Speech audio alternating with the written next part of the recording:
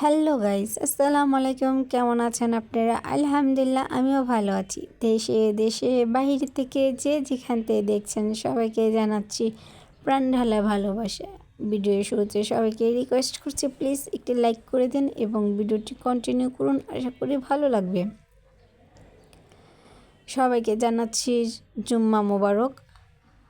তো আজকে সকাল সকাল বাজার করা হয়েছে, মাছের বাজার করেছে আজকে।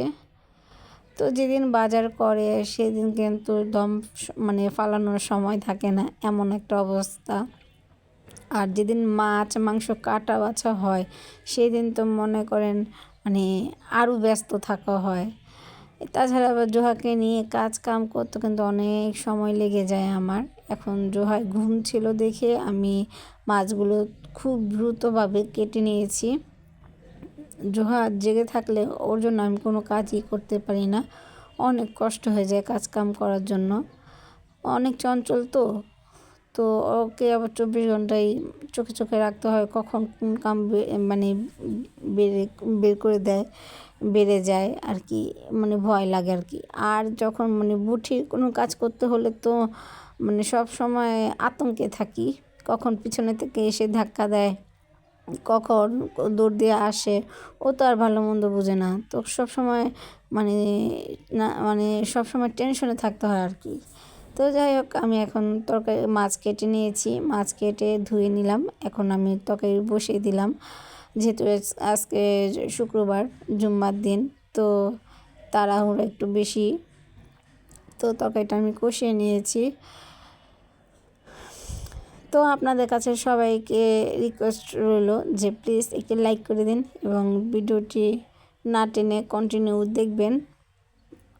আপনাদের একটু লাইক, একটু ভালোবাসা, একটু অনুপ্রেরণা আমাকে অনেক অনেক হেল্প করবে, এগিয়ে যাওয়ার জন্য সাহায্য করবে। আপনাদের ভালোবাসায় আমি এত দূর এসেছি, আরও ভালোবাসা চাচ্ছি যাতে আরও এগিয়ে যেতে পারি। তো আমার জন্য সবাই দোয়া করবেন যাতে আপনাদের পাশে থাকতে পারি, আপনাদের ভালোবাসা এভাবেই এগিয়ে যেতে পারি। তো আমি টমেটোটি কেটে নিলাম। তরকারি আমার কষানো হয়ে গেছে, আমি টমেটো দিয়ে একটু কষিয়ে নেব। তো এই তো আমার তরকারি কিন্তু প্রায় কষিয়ে নিলাম। এখন আমি একটু ঝোল দিয়ে দিব। টাটকা মাছের স্বাদই আলাদা। যেদিন আমরা তো বেশিরভাগ মানুষ কিন্তু ঢাকা শহরে যারা থাকি টাটকা বলতে কিছুই বুঝি না। 2-1 দিন বাসি করে হয়তো এটা প্রসেস হতো বা 2-1 দিন লাগবে। গ্রামের থেকে আসতে ঢাকায় আসতেও কিন্তু 2-1 দিন লেগে যায়।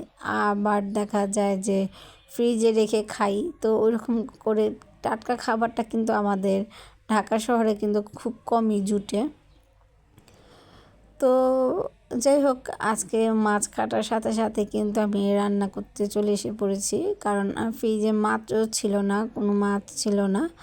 আর মাংস ছিল, মাংস তো খেলাম কয়েকদিন, তো ভালো লাগছিল না। তো এই তো মাছটি কেটে নিলাম, করলাম যেমন বলতেছিলাম যে আজকে টাটকা মাছ খাবো, এটা আমাদের জন্য টাটকাই। তো আজকে টাটকিনি মাছ দিয়ে রান্না করছি। আমার জন্য ঝোল করে আমি টাটকিনি মাছ দিয়ে রান্না করতেছি, আর জোহর আব্বুর জন্য ভেজে রাখবো। এই মাছ একটু কাটা বেশি হয়, তো ও আবার কাটা বেছে খেতে খুব ঝোলালা তরকারিতে কাটা বাছতে খুব কষ্ট হয়ে যায়।